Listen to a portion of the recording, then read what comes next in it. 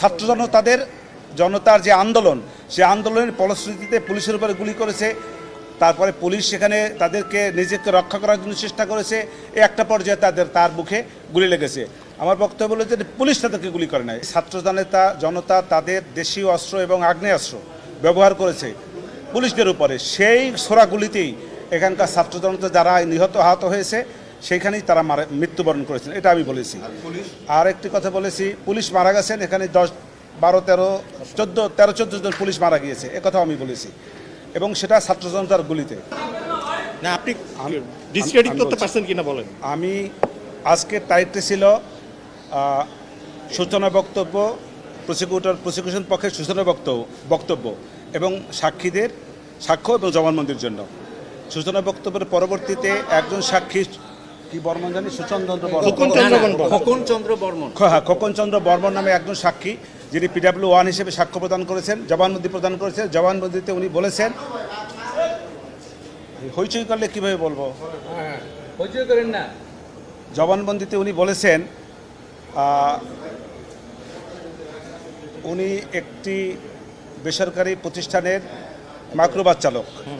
সেই চালক হিসেবে সেইখানে উনি এই ছাত্র আন্দোলনে নিয়মিত আসতেন এবং আসার কারণে ওই একটি তারিখ 18/7/24 তারিখে উনি প্রথমে এসেছেন। সেখানে প্রথম দিনে তেমন কোনো ঘটনা ঘটে নাই। দ্বিতীয় দিন 19 তারিখে এসেছেন, সেই দিন গোলাগুলি হয়েছে এবং সেইখানে কিছু লোক আহত হয়েছে এবং কিছু লোক নিহত হয়েছে, তারপরে চলে গেছে। RICL TMX, যুগের পর যুগ স্থাপনা থাকে মজবুত।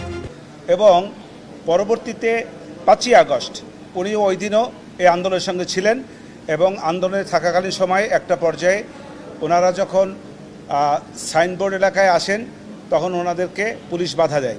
বাধা দিলে পরবর্তীতে সেনাবাহিনী আসেন। সেনাবাহিনী আসার পরে পুলিশকে সরে যেতে বলেন, সরে যায়। তারপরে ওনারা যাত্রাবাড়ির দিকে রওনা দেন। যাত্রাবাড়ি থানা এলাকায় আসার পরে পুলিশ ওইখানেও সেনাবাহিনী তাকে পুলিশকে সরে যেতে বলে, পুলিশ সরে যায়।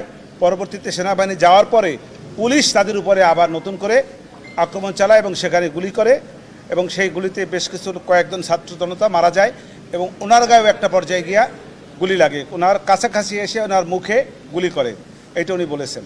এবং সেই গুলি করার পরেও পরবর্তীতে আশেপাশে যারা ছিল, আরও যারা ছাত্র এবং অন্যান্যরা, তারা ওনাকে নিয়ে হসপিটালে যায়। প্রথমে মুগ্ধ হাসপাতালে, ওখানে তাকে রাখেন না। পরবর্তীতে ঢাকা মেডিকেলে যান।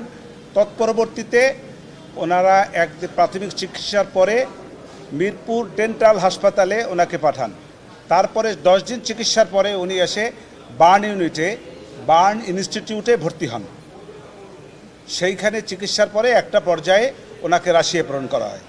রাশিয়া থেকে উনি এসছেন, আবার রাশিয়া যাবেন। সেখানে আমি বলেছি যে ছাত্র জনতা তাদের দেশীয় অস্ত্র এবং আগ্নেয়াস্ত্র ব্যবহার করেছে পুলিশদের উপরে। সেই ছোড়া গুলিতেই এখানকার ছাত্র জনতা যারা আহত হয়েছে সেইখানেই তারা মৃত্যুবরণ করেছেন, এটা আমি বলেছি।